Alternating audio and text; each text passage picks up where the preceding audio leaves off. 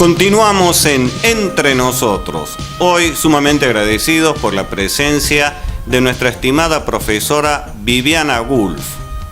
Viviana, bienvenida a nuestro ciclo 2014 de Entre Nosotros. ¿Qué tal? Buenas tardes, Jorge, ¿cómo estás? Muy amable, gracias por la invitación nuevamente, un gusto estar con ustedes. Muy bien, Viviana, muchísimas gracias. Viviana, nuestro tema de hoy. El tema de hoy es el poder. Ni más ni menos. Bien, ni más ni menos que el poder. Muy bien, Viviana. ¿Qué podemos hablar desde el poder? Y bueno, el poder en sí tiene varias acepciones, o sea, la palabra poder, que significa alcanzar, tomar, hacerse cargo de algo o de alguien, asirse de un objeto, de una cosa, pero en este caso vamos a hablar del poder como el dominio de una persona o de un sujeto sobre otro o sobre una situación.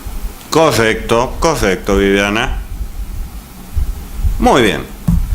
Bueno, el poder es, como decía recién, que alguien pueda manejar o manifestar su poderío, justamente su dominio sobre alguien que es inferior, considerándose superior, y podemos tener el poder tradicional, que es el del padre a hijo, de jefe a empleado, de poderes internacionales, por ejemplo, del Estado con las personas, con los ciudadanos, y el poder también está el poder carismático de aquellas personas que tienen una capacidad como para manejar a los demás de acuerdo a sus atributos, a sus características personales, y sería el de los políticos, por ejemplo, un poder que basado en el carisma. Correcto. Particular. Y ahí se establece toda una tríada, podríamos decir, un triángulo que es de poder, dominación y obediencia, porque el poder está basado en el dominio, en la dominación del otro, y uno tiene que obedecer, y esa obediencia puede ser sumisa o puede ser aceptada de acuerdo a las características de lo que se esté hablando, ¿no es cierto? Pero el poder existe en todos los ámbitos de la vida, en todos los ámbitos de la sociedad, y ya te digo, va desde lo mínimo, de padres a hijos, docentes a alumnos, patrones obreros, hasta el Estado con sus gobernados, o entre estados también, poderes supranacionales que se llaman, que tiene que ver con los distintos países que dominan a otros o que se relacionan entre sí, donde uno es más poderoso o justamente es superior o se siente superior al otro. Correcto, Viviana, correcto. Justamente cuando la profesora Viviana Wulf nos está hablando del poder, tengamos en cuenta que se van estableciendo relaciones en esa situación de poder. Indudablemente que en todo esto también hay una percepción del individuo con respecto a esa figura de poder. Si la profesora Wulf considera que mi poder no influye en nada en ella, no me otorga un plus de poder, mi poder queda limitado al ejercicio de mis acciones y nada más. También el poder tiene esa componente subjetiva de cómo cada uno va percibiendo y cómo va estableciendo relaciones de poder, independientemente de una situación de un amplio plexo normativo jurídico en que el Estado, justamente a través de nuestros representantes, establece pautas y lleva adelante un plan de ejercicio y cumplimiento del poder, porque si no, no habría un orden establecido. Exactamente, el poder ha tenido una evolución a través del término poder, o el poder en sí mismo a través del tiempo, porque no es lo mismo el poder en el tiempo de los griegos, donde cada polis, cada ciudad-estado era independiente y se gobernaba sola, en los tiempos de Aristóteles, o en la época de los romanos, donde el imperio romano, el gran imperio, dominaba a todos los países vecinos y tenía todo el poder centrado en su capital, Roma, que el poder a través del tiempo, por ejemplo la modernidad, donde lo vamos a tener a Luis XIV, el Rey Sol, llamado Rey Sol, claro, en Francia, como se hacía llamar el poder, el Estado soy yo, y el poder era absoluto y de origen divino. O sea, no es lo mismo ese poder que el que tenemos actualmente, ¿no es cierto? Porque ha ido evolucionando con el tiempo. Y después, justamente en la época de Luis XVI, en la época de la Revolución Francesa, con los ideales de libertad, igualdad y fraternidad, van a surgir los pensadores iluministas que van a traer las ideas de división de poderes, como por ejemplo Montesquieu. Claro. En esto es una breve reflexión, Viviana, por favor.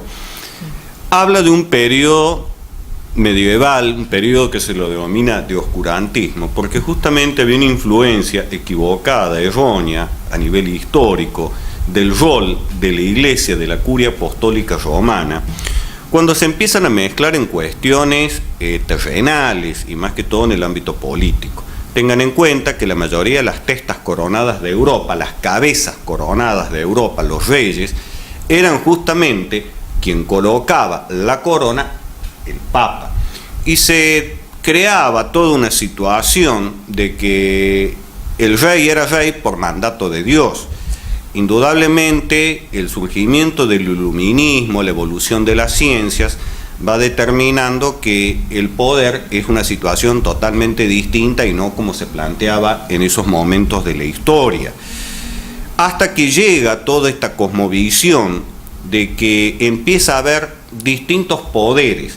Y en estos distintos poderes podemos también hablar o incluir la situación de lo que se entiende por ejecutivo, legislativo y judicial. ¿Qué te parece, Viviana? Sí, cómo no, sino justamente a eso atinaba a apuntar el hecho de que, por ejemplo, ya en el siglo XII en Inglaterra se había creado el Parlamento, que era el poder legislativo en ese caso, constituido por la Cámara de los Lores y de la de los Comunes, y entonces era todo un precedente para lo que fue después, recién en el siglo XVIII en Francia y en los demás países, el hecho de la división de poderes. Claro. Entonces se toma como ejemplo, Montesquieu por eso decía era francés, pero él toma como ejemplo el gobierno inglés de la división de poderes. Vamos a tener el poder ejecutivo, el legislativo y el judicial. Ahí es el que se mantiene hasta hoy en día en la mayoría de los países porque es el que se ha adoptado desde esa época y bueno, cada uno tiene su significado, ¿no es cierto? Y su dominio y sus obras, sus funciones bien determinadas. En el Poder Ejecutivo podemos hablar de el que se refiere al que justamente, como su nombre lo indica, ejecuta. ¿Pero qué quiere decir ejecuta? Administra, gobierna el país, se hace cargo de aprobar las leyes también que son dictadas por el Poder Legislativo, que se dedica en dos cámaras en nuestro país, en nuestro caso a Cámara de Senadores y Cámara de Diputados, en el llamado Parlamento, a dictar leyes.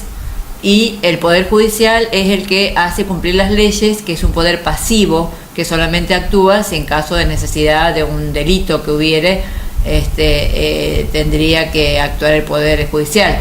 Pero cada uno tiene su función. Y lo más importante de todo esto que tenemos que tener presentes, porque sobre todo se confunde mucho a veces hoy en día, de acuerdo a algunas políticas de Estado, no solo en nuestro país, sino en otros lugares, que cada poder es independiente, pero a su vez son interdependientes entre sí, porque cada uno se maneja solo, son como tres columnas, ejecutivo, legislativo y judicial, pero a su vez se relacionan entre sí y uno controla al otro de una forma u otra con diferentes medios o mecanismos que lo podemos ampliar después, como por ejemplo el desafuero para el juicio político de los senadores, los diputados o de los integrantes del Poder Ejecutivo, que lo pide el Poder Judicial. O sea, hay distintas instancias como para que el otro pueda controlar a los poderes, pero solo controlar, no intervenir. Claro. En esto que marca una clara separación, recordemos que nuestra forma de gobierno, que ya está plasmada en la Constitución Nacional, es producto de toda esa gran visión de nuestros próceres en la patria, desde la gesta de un 1810 hasta un 1853 que se dicta la primera Constitución y su posterior modificación en un 1860 para incorporar la provincia de Buenos Aires, está basado en el modelo norteamericano, en el modelo estadounidense, donde siempre en la facultad, por lo menos en ciencia jurídica, en abogacía, y hablo del caso particular de Córdoba, se habla, el poder es uno solo, si vamos a hablar en términos claros y precisos. Lo que pasa es que se divide en tres subpoderes como pesos y contrapesos, como si fuera una báscula para lograr un equilibrio. Ahora, el rol del Poder Judicial, si bien es cierto, a primera instancia nos parece un poder pasivo, tiene su rol activo y es en la figura del per saltum o por salto. Recordemos el caso cuando la Corte Suprema de Justicia de la Nación con la retención de los fondos del Corralito, tomó una causa invocando el per saltum, porque hay una necesidad urgente del Estado que puede correr peligro o riesgo por el desfasaje económico que había, y toma una causa en particular. Pero todos se complementan en el fin y causa de llevar adelante un plan de gobierno. ¿Algo más que nos puedas aportar, Viviana, por favor? No, que cada uno justamente tiene sus atribuciones y hay casos especiales o excepcionales, cuestiones excepcionales que hacen a que se actúe de acuerdo a eso, ¿no es cierto? Como por ejemplo en el Poder Legislativo sabemos que una persona, cualquier ciudadano puede presentar un proyecto de ley, hay una serie de pasos que seguir. Exacto. Para que se apruebe, pero bueno, por ejemplo el Bloomberg, que sabemos que es conocido porque lo mataron a su hijo, sí, él presentó Axel Bloomberg presentó un proyecto de ley y bueno, fue aprobado en contra después del tema de secuestros y qué sé yo, y realmente es ha sido ejemplo de otros que llegan, diríamos, según la importancia del caso. Claro. Muy bien, Viviana, esto ha sido una primera aproximación. Interpreto que nos queda tela para cortar con respecto al poder, pero para dar una aproximación y un primer pantallazo, te quedamos sumamente agradecidos, Viviana, y será hasta un próximo encuentro en tu ciclo Cultura con la profesora Viviana Wulf. Bueno, muchas gracias nuevamente por volverme a invitar, reitero, es un gusto estar aquí y espero que se haya podido comprender, y la idea es que ver que temas tan por ahí lejanos o tan artificiales o superficiales de alguna manera a nosotros tienen que ver con la vida de todos los días, porque el poder lo ejercemos todo el tiempo. Todo el día. Muchísimas gracias, Viviana. Continuamos entre nosotros.